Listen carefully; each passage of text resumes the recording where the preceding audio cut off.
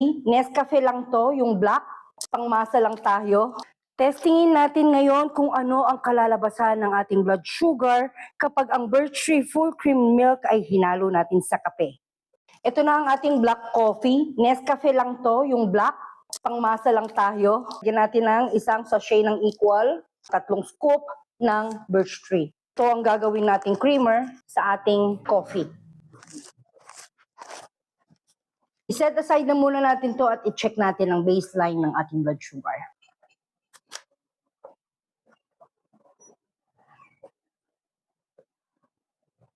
It's 129 as of 10:50 a.m. Iinumin lang muna natin to and then babalik tayo after 1 hour para makita natin kung meron bang spike sa ating blood sugar ang Birchtree full cream milk na ginawa nating creamer sa ating coffee.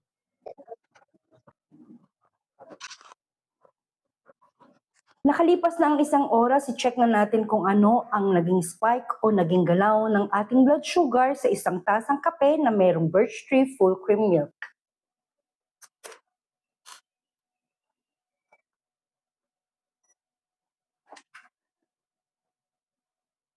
(108 as of 12:16 p.m. Wow, bumaba pa ang ating blood sugar after ng 1 hour nating inumin ang ating kape na merong Birchtree. So legit na wala siyang spike sa ating blood sugar. Ganda naman ang benefits ng Birchtree. High in calcium siya, kaya maganda siya para sa ating mga buto at ngipin. Meron din siyang kasamang vitamin A, B1, B2 at B12. Magaganda ang benefits para dyan. That will be all for my today's journey and see you all tomorrow for my tomorrow's journey. Bye!